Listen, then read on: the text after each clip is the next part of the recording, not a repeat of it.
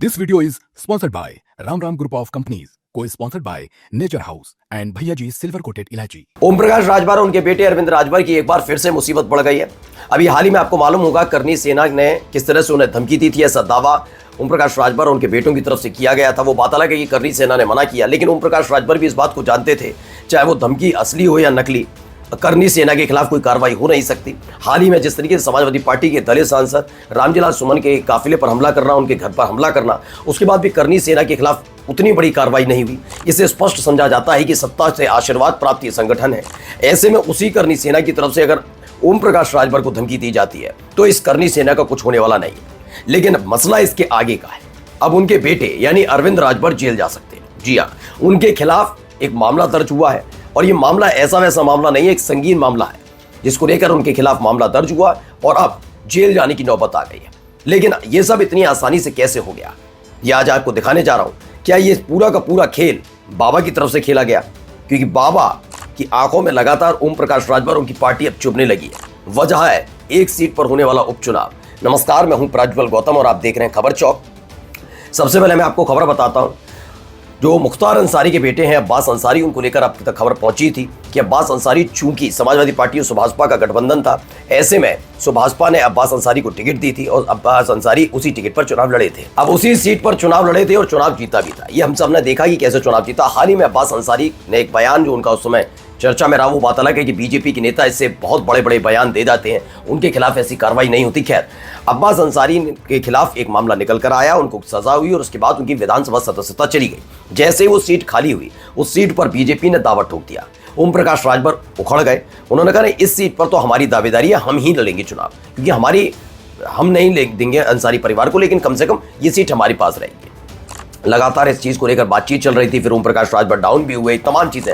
लेकिन जब जब इस सीट पर बात होती है, राजभर हमेशा दावा कर देते हैं कि नहीं, इस सीट पर तो हमारा ही प्रत्याशी मैदान में उतरेगा। अब चर्चाएं इसी बीच चल रही थी कि ओम प्रकाश राजभर किसी और को नहीं बल्कि अपने बेटे अरविंद राजभर को मैदान में उतार सकते हैं इस सीट से। जैसे ये चर्चा शुरू हुई, तभी अचानक से अरविंद राजभर के खिलाफ एक मामला दर्ज हो जाता है। ये मामला क्या है, पहले देखिए। रेलवे ने ओपी राजभर के बेटे पर करवा दिया केस, वो भी गंभीर धाराओं में, 20-25 अज्ञात भी लपेटे में। अब सोचिए, रेलवे विभाग ओम प्रकाश राजभर के बेटे पर एफआईआर दर्ज करवा देता है, जबकि जो उन्होंने जो किया है वैसा घटनाक्रम आप हर रोज आप देखते होंगे अगर आप किसी प्रदेश की राजधानी में अगर आप रहते हैं तो।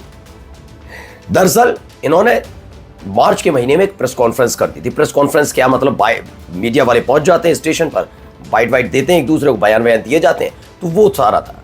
तो बस इतनी सी बात पर, जबकि आप चले जाइए दिल्ली रेलवे स्टेशन पर, कई आपको नेता, मैं तो स्टेशन पर जाते भी नहीं है, तो प्लेन से जाते हैं, एयरपोर्ट पर आपको मिल जाएंगे, तब नहीं पूछा जाता जब दिल्ली की सड़कों से या फिर लखनऊ की सड़कों पर इसी तरीके फर्राटा बढ़ती हुई गाड़ियां निकलती हैं और जनता परेशान रहती है। जनता परेशान रहती ही नहीं रहती है, लेकिन तब फर्क नहीं पड़ता। लेकिन ओम प्रकाश राजभर के बेटे ने अगर प्रेस कॉन्फ्रेंस में नहीं कहूँगा उसे, मीडिया वाले पहुंचे, उन्होंने माइक लगाया, उन्होंने 4 सवालों के जवाब दिए, तो इसे बहुत बड़ा अपराध मान लिया और ओम प्रकाश राजभर के बेटे अरविंद राजभर के खिलाफ मामला दर्ज कर लिया। वो भी गंभीर धाराओं में। देखिए लिखा हुआ है, जेल जाने की नौबत आ सकती है। ये क्यों हो रहा मैं समझाता हूं। पहले देखिए, सुभाषपा के राष्ट्रीय महासचिव पूर्व मंत्री ओम प्रकाश राजभर के बेटे अरविंद राजभर की मुश्किलें बढ़ सकती हैं। उनके खिलाफ मऊ रेलवे स्टेशन पर अनाधिकृत प्रवेश करने पर गंभीर आरोपों में मुकदमा दर्ज हुआ है। ये बताया गया, गंभीर धाराओं में मामला दर्ज हुआ है। इन्होंने कर क्या दिया था, इसमें बताया गया है अरविंद के खिलाफ अपराध संख्या ये रेल अधीन मुतबदे अरविंद राजभर के साथ 20 से 25 अज्ञात लोगों पर भी केस दर्ज हुआ। कहा जा रहा है पूरा मामला 19 मार्च 2025 को मऊ रेलवे स्टेशन पर हुई अनधिकृत प्रेस वार्ता से जुड़ा है। इसमें अनधिकृत प्रेस वार्ता, अगर आप जिसे बता रहे हैं पहले उसे समझिए क्या है। मैंने कहा ना कि जब भी कोई नेता दिल्ली से या कहीं से रेलवे स्टेशन पर आता है, मिल जाएगा आपको, तो आप उसकी बाइट ले लेंगे। अगर पत्रकार है तो पत्रकारों को जानकारी मिली, स्थानीय पहुंच गए, वो सब हुआ।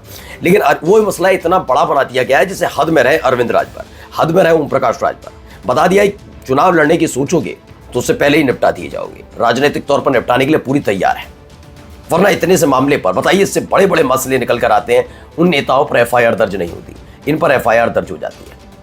हुआ यह है कि अब्बास अंसारी जिस सीट को खाली करके चुके हैं, उस सीट पर किसी भी कीमत पर योगी आदित्यनाथ अपने किसी एक प्रत्याशी को मैदान में उतारना चाहते हैं बीजेपी की ताकत बढ़ाने के लिए। बीजेपी की ताकत कैसे बढ़ेगी, उससे होगा क्या, उससे यह होगा कि आने वाले वक्त में जब बगावत करनी होगी तो योगी आदित्यनाथ के पक्ष का एक और विधायक बनेगा और इसके साथ साथ वो आने वाले पंचायत चुनाव में चूंकि पंचायत चुनाव के साथ ये चुनाव होगा, उस समय ये बता सकते हैं कि देखिए हमने कैसे अंसारी का जो एक साम्राज्य था उसको हमने बर्बाद कर दिया, उस आधार पर वोट कास्ट करवाएंगे।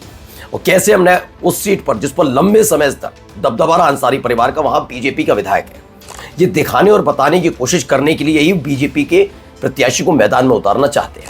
लेकिन सुभाष बा का कहना है चूंकि अब्बास अंसारी उनकी पार्टी के विधायक रहे, उनकी सदस्यता गई है, इसलिए पहला हक उनका है। और ये बात भनक लगी है कि अंदर खाने कि उस सीट से कोई और नहीं, अरविंद राजभर को मैदान में उतारने की तैयारी चल रही थी। इसीलिए अरविंद राजभर पिछले कई दिनों से उस पर मेहनत कर रहे हैं, उस सीट पर आना जाना, लगातार लोगों से बातचीत करना, तमाम चीजें चल रही है। ये मेहनत की जानकारी जैसे ही पहुंची सर्वे सर्वा पर, तो पहली फुर्सत में ये मामला दर्ज हो जाता है। वरना सोचिए मार्च का मामला, अब क्या चल रहा है, जुलाई, अप्रैल, मई, जून, जुलाई, 4 महीने बाद ये याद आता है कि ये प्रेस कॉन्फ्रेंस हुई थी और अब जाकर मामला दर्ज होता है। ये 4 महीने कैसे लग जाते हैं? 4 महीने बाद कैसे हो जाएगा कि ये गंभीर मसला है या नहीं है? अब आप खुद सोचिए। ये देखिए, ये दैनिक भास्कर के मंत्री ओम प्रकाश राजभर के बेटे पर रेलवे ने कराई एफआईआर। अरविंद राजभर ने रियलिटी चेक किया था, सपा सांसद की शिकायत पर एक्शन हुआ। एक रियलिटी चेक करने पर ही इनके खिलाफ हो गया। इसमें क्या बताया गया है?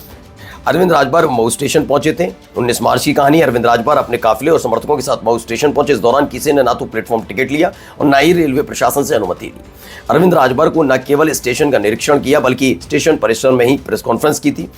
कहा था हम आज मऊ रेलवे स्टेशन आए। यहाँ की माननीय सांसद के द्वारा सदन में जिस प्रकार के मऊ जंक्शन को लेकर प्रश्न किया गया था कि मऊ जंक्शन उत्तर प्रदेश का सबसे पिछड़ा जंक्शन है, शायद मुझे लगता है वे ट्रेन से नहीं जाते, अगर जाते और यहाँ आते तो अपना चश्मा उतार देते। ये सपा सांसद के ऊपर उनका कटाक्ष था। लेकिन खबर ये है निकलकर सामने आई कि ये अगर बिना टिकट के गए थे, मैं ये नहीं कहता हूँ ये अपराध नहीं है, ये अपराध है, बिल्कुल अपराध है। लेकिन 4 महीने बाद कैसे रेलवे विभाग को याद आया कि 4 महीने बाद ये सारी चीजें कैसे निकल कर सामने आई?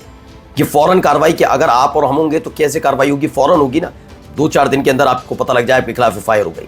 लेकिन 4 महीने बाद रेलवे विभाग को याद आता है, वो भी तब जब सरगर्मियां तेज चल रही हैं और ओम प्रकाश राजभर लगातार कसरत कर रहे हैं उस सीट पर। वो अरविंद राजभर के चुनाव लड़ने की आशंका है इस बात को लेकर, क्योंकि ऐसे अगर टिकट ना लेने की बात की जाएगी तो बहुत से लोग दिखा दूंगा जो टिकट नहीं लेंगे। क्या आपने नरेंद्र मोदी साहब किसी रेलवे स्टेशन में जाते हैं झंडी फहराने तो क्या लेकर जाते हैं टिकट? भाई सबके लिए तो बराबर होना चाहिए, ये नहीं कहना चाहिए वो तो फ्री में जा सकते हैं। फ्री में थोड़ी ना जा सकते हैं हर जगह। कहीं लिखा है रेलवे स्टेशन पर कि प्रधानमंत्री आएंगे तो दंदनाते हुए घुस जाएंगे, उनको टिकट नहीं लेनी होगी, जैसे टोल पर लिखा रहता है। तो ऐसे कैसे?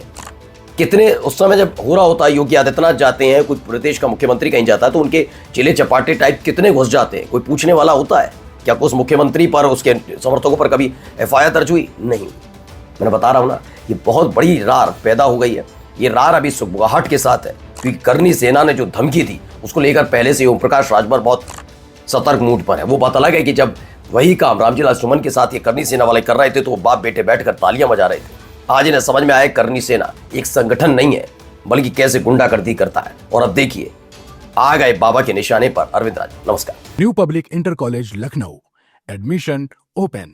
फॉर मोर इन्फॉर्मेशन कॉल 0522 282232 और 7755 089585।